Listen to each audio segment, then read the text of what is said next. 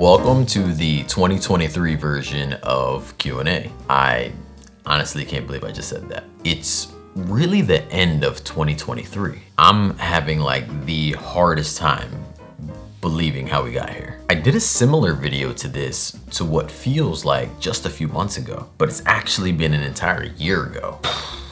Just a few things before we get started. First of all, I want to say thank you, and I don't want to start my video off crying, so I'm just gonna keep my appreciation right there for now. We had almost 200 questions, some very similar, but more importantly, some very good video material. So for those questions that I can make a point within like a minute or two, those are the ones I kind of chose to do right here. Those other questions that could use a lot more context, but also could be used as, you know, like a reference or guidance for later, I figured that'd be some good stuff to make a video about. I have my water, so let's get started. All right, so first question is, what is the Nard Dog reference to? So it's a TV show called The Office, and there's a guy on there named Andy Bernard. Parkour, parkour! Parkour, parkour! I'm right behind you, Andy! Come on!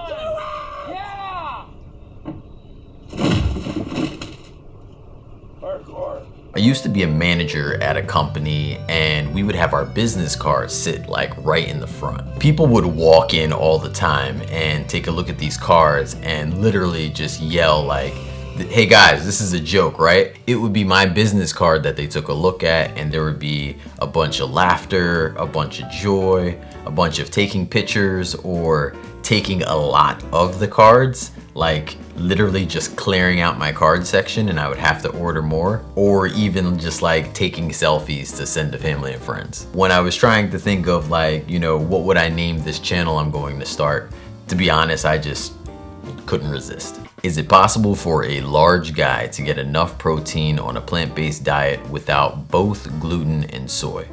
100%. Really, items with a lot of gluten in it don't usually translate to a lot of protein. And yes, items with soy in it usually do translate to a good amount of protein. But as long as you're not opposed to like several different plant sources that have a lot of protein, you'll be absolutely fine as a big guy. This kind of brings me to like my dad, who's a much larger guy than I am. You know, what I would call a like 3 or 4 servings for someone like me, it's basically just 1 serving for him. So whenever he's around, meal prep is like, next one is, will there be a cookbook? Do you have a cookbook? I would like to get it.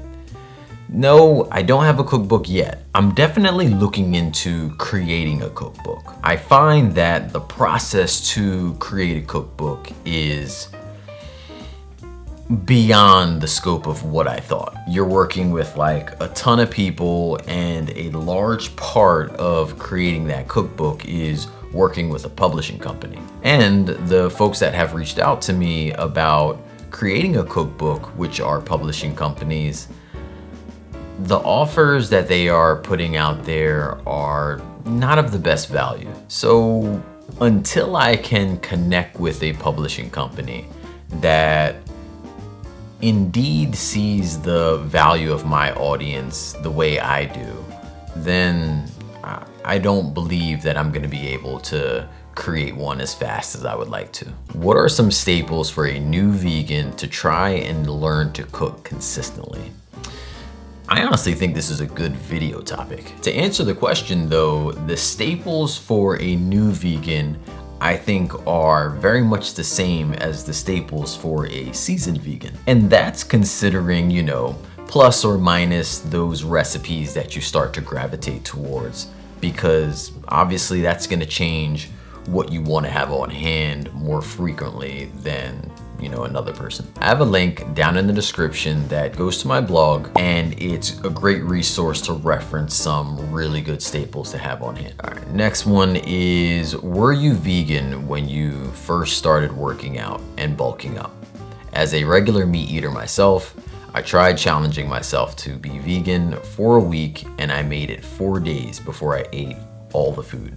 It was quite expensive, and I was hungry all the time. But I did end up making one of your recipes recently, and it was filling, and I feel great after.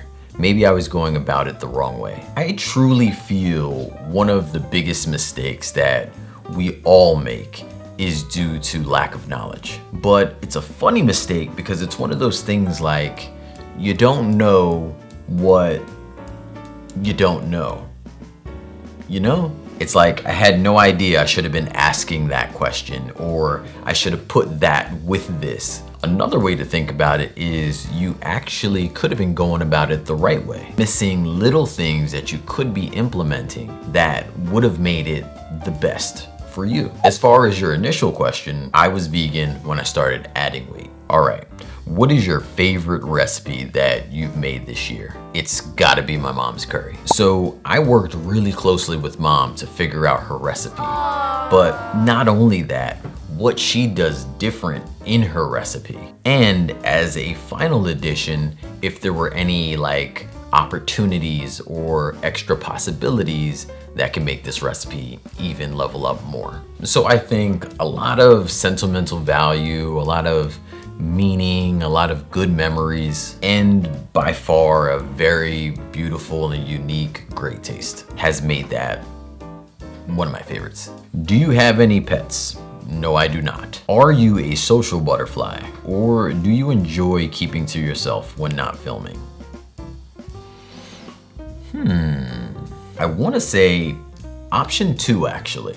I've always been a person to do more listening than I do talking, even with the people that I know. But do not let that stop you. If you see me out in public, please come say hi. This next one says, it's probably a terrible worded question, but how do you stay so ripped while being vegan? Did those gains come before? That is not a terrible worded question at all. Many people ask the very same question, but without the buffer.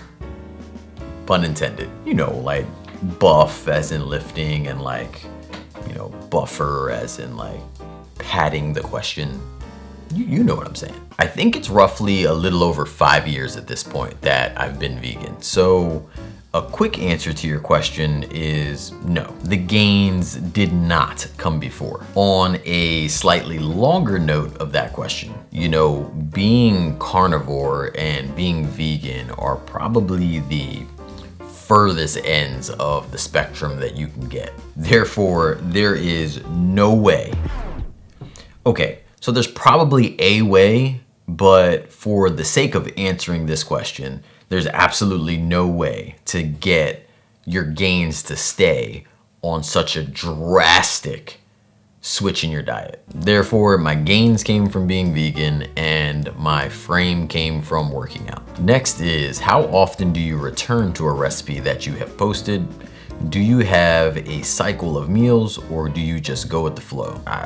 Kind of go with the flow. The idea behind creating most of my meals is to make them very simple and with, you know, everyday ingredients. So like any other household family, my family gets to that last third of the day and we're staring at each other saying, what can we make in the next 30 minutes? So we go over to our website, we add in the recipe, or I should say the ingredient that we're planning to use as the main ingredient, whether it's like chickpea or black beans, into the search bar, hit it and start scrolling, and boom, we pick one and we go. Any tips on growing a beard or hair in general? Yes, drink a lot of water, eat good, get good sleep. Okay, eat good could be kind of subjective, but to make it simple, just eat what you see me make. This next one says, why do you have a long beard? In some cultures, religions, hair is spiritually significant. Just wondering if spirituality has anything to do with it. No, spirituality has zero significance for why I have a beard. It's just one of those things that, you know, people decide that they want to have their hair long or keep their hair long, and I guess I just decided to do it on my face. But my zodiac sign is a Leo, so I guess it could be seen as a main. What is your favorite cooking appliance and tool? Baby whisk and high-powered blender. This next one says, yo, you look pretty damned jacked in this photo. LOL.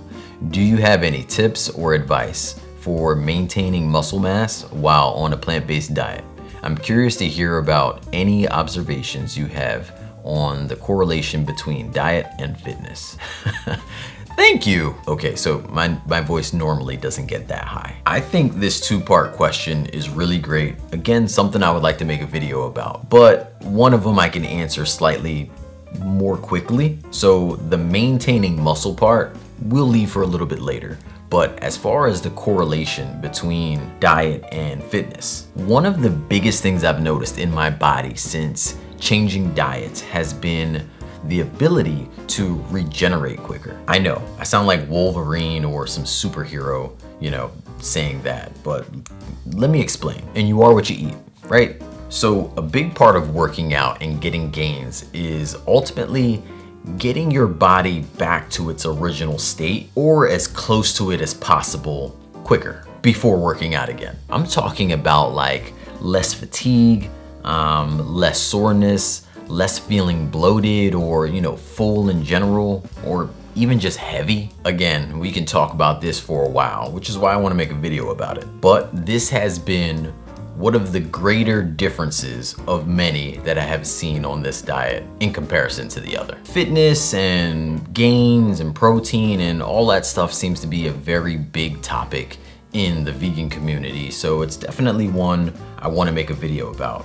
And I'll go through making a video that will hopefully either be a few parts if I can't get everything in there, such as muscle maintenance, workout regimen, calorie intake, macros, quick and simple meals for building muscle. Sounds like a big part of our community is looking for stuff like that, and I'll be more than happy to provide some context around it. So our next question is, what is the deal with the teeny whisk? So this is actually deeper than I think anyone could actually fathom without a very good explanation. And I'll try to keep it pretty short. Therefore, bear with me. The teeny whisk is actually called baby whisk. And that's because baby signifies not only size, but also age. You see, baby whisk is a metaphor.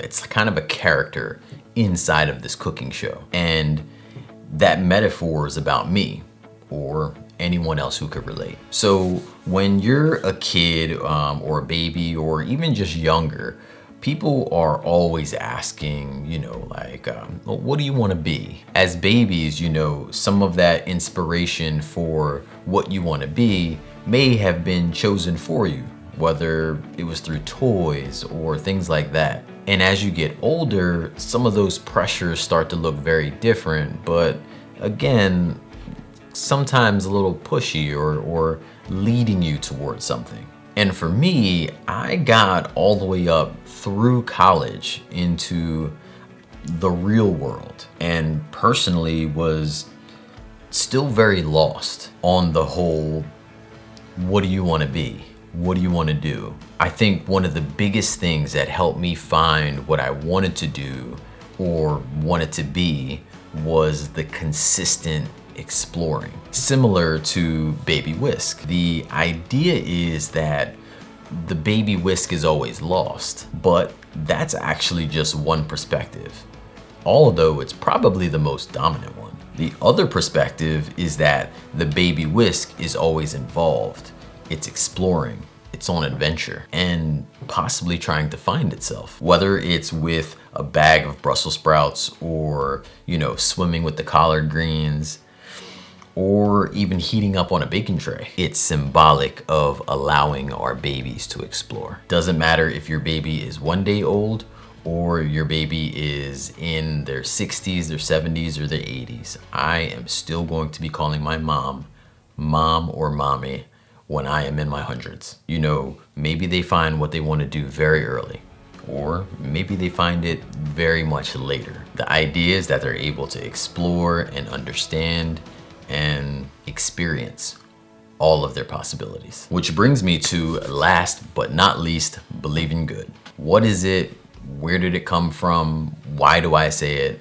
There's so much around this. This statement is a view. It's an approach that I know we should all and always take part in. You know, I've been through some very tough and harsh life experiences, such as growing up with very little, consistent negative changes to our living conditions, always this cacophony of varying noise and sirens. I mean, there could be a book, or should be a book, written on the origins of believing good. During those trying times, I would always seek ways to find solace, you know, serenity or peace. So this saying has become like ritual, a mission statement. It's become a brand. At the very core, it's a statement to help remind you how to handle things that are hard better. On that note, thank you so much for watching. I appreciate you. Till next time, believe in good.